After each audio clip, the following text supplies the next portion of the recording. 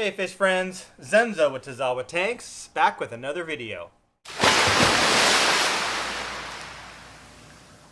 So today I'm just making a quick little video and wanted to share with you a couple things. If you recall, I recently, very recently, maybe my last video or two, I made a video about auto feeders and talking about how when you're out on vacation or away from home for a few days, how an auto feeder is a great option to feed your fish while you're gone. So as an example, here's one. This is the Eheim one that I had shared with you. And I've got some others as well, some different brands, if you recall, at different price points. So as my dog is squeaking with this toy. So anyway, so I want to talk a little bit about preparation before you go on a trip or before you leave home. So I'm actually getting ready to go to Hawaii, hence the Hawaiian hat here, the Hawaiian flag. I'm getting ready to go to Hawaii for a few days, for a little over a week. And if you recall, I was just there about a month ago, but I'm going again, and kind of helps when your family lives there, and I'm on the West Coast, so it's just a one direct flight.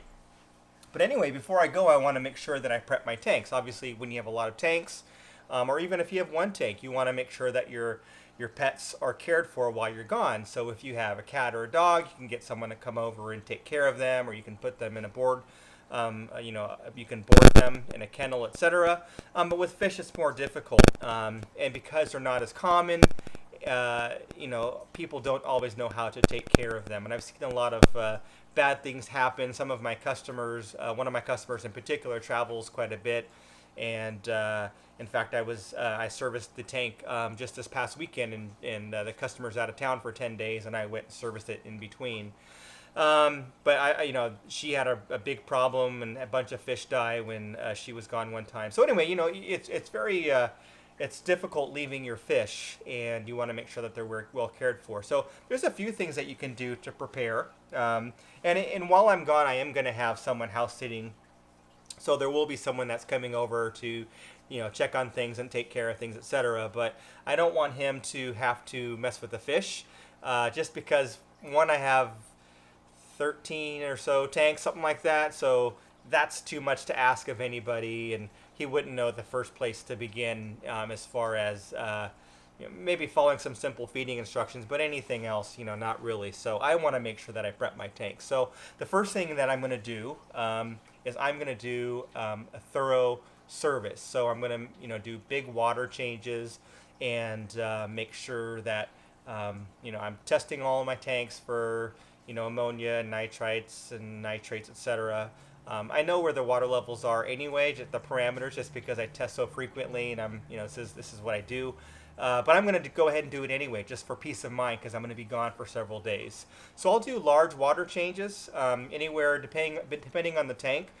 Some of them as low as maybe 30 to 40% on the low end, up to 70+% for some of these larger African tanks. And when I do so, I'm not going to change my filters. And the reason why is I want to not disrupt the beneficial bacteria, because I'm not going to be home to catch and save anything should something happen. So I'm not going to clean out my canister filters. I'm not going to clean my sumps.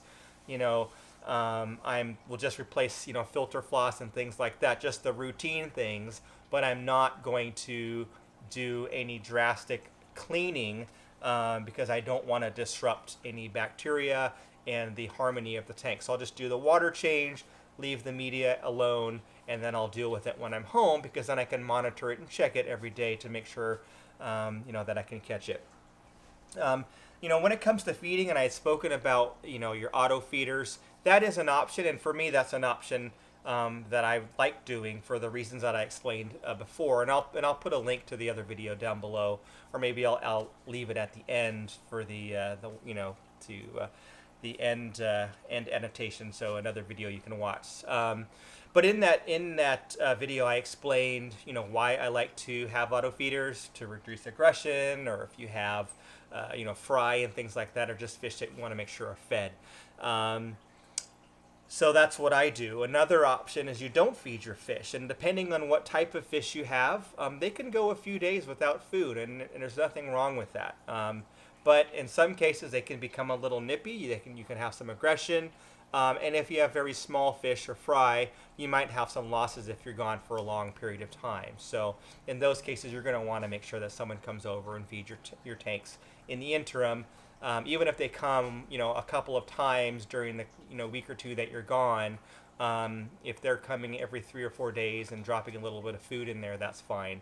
And one thing that you can do to prep for that is to start to reduce the feedings prior to your departure. So let's say that you were going to fly out on a Sunday, maybe starting, several days ahead of time, maybe Monday or Tuesday of that week, you'll want to start reducing the amount of food just to prepare the fish. The other thing that you can do, and this is depends on the fish, of course, is to change the temperature of the tank very slightly, lowering the temperature. So if you have tropical fish, and when you lower the temperature, it slows down their metabolism. So in slowing down their metabolism, you might have less aggression in some cases if you do have aggressive fish.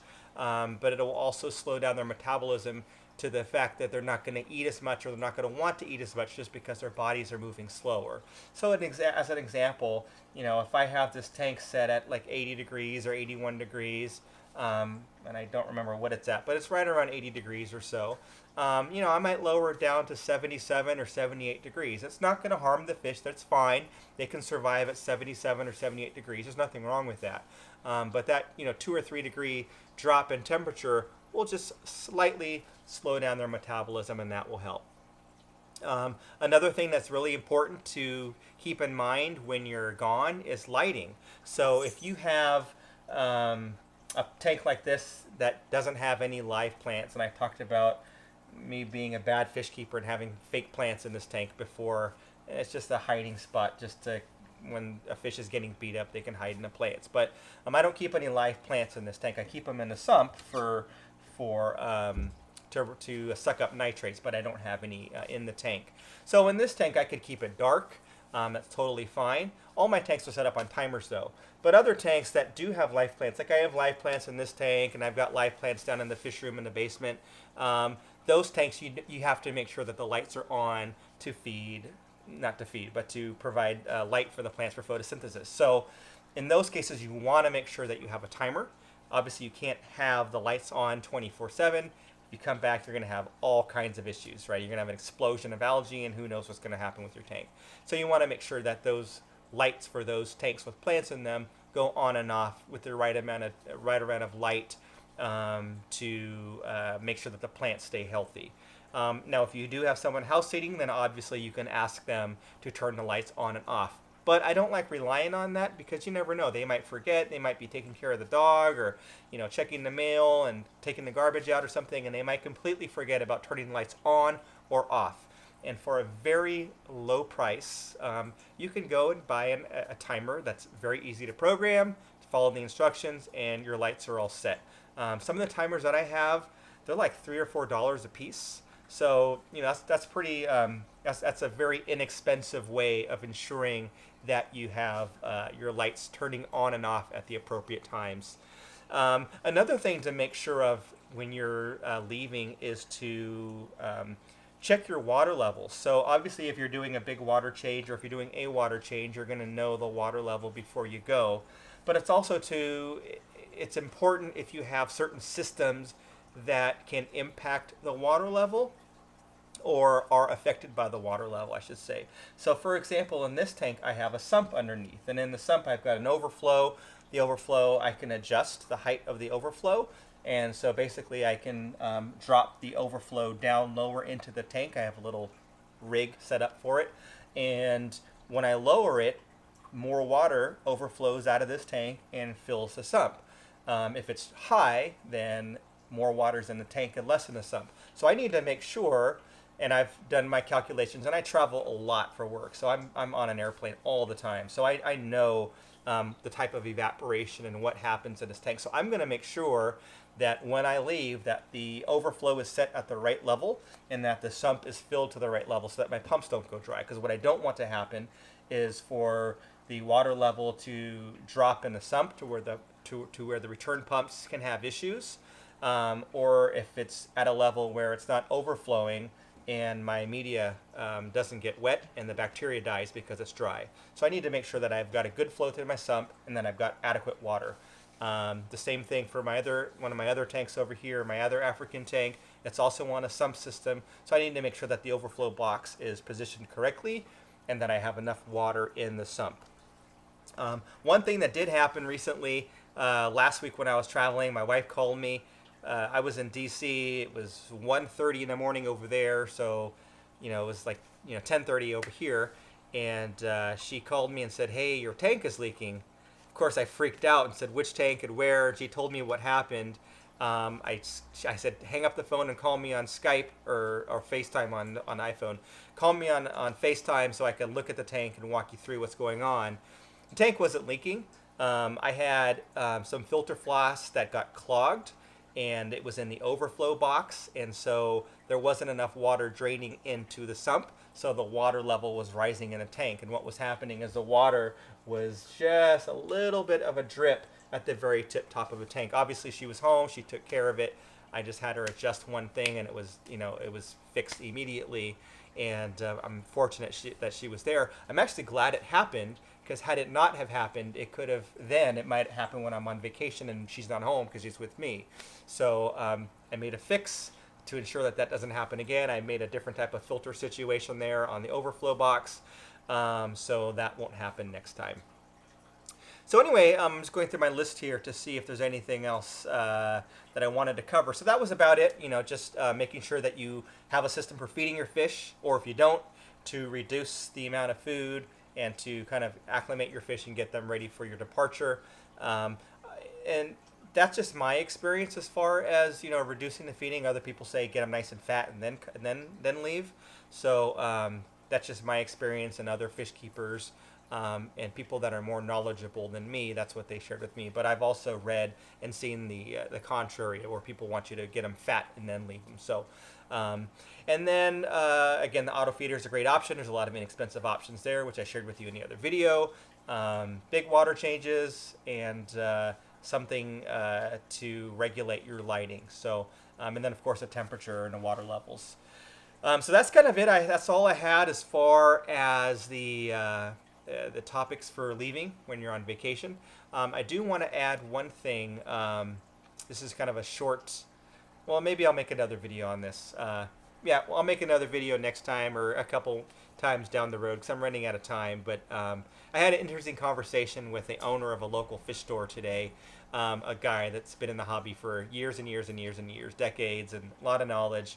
Had a chat with him. We were kind of, he was asking me how my business was going with my fish service, and we were talking about other things. But he shared a couple things with me that I found very interesting, and I don't think I have enough time to serve it justice. So I will make a whole nother video to talk about that. So in the meantime, I appreciate your feedback.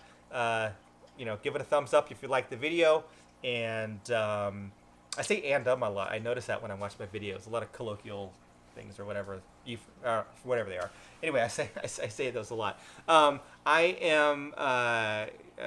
I appreciate your feedback. I appreciate the likes. Please subscribe if you haven't. Please click that little bell for notifications so you know when I've uploaded a new video. And when I'm on vacation, I'm going to Hawaii, as I said. I'm sure I'll see some fish there. I'll take some footage. I'll try to upload a video while I'm gone. So thanks for watching, and we'll catch you on the next one.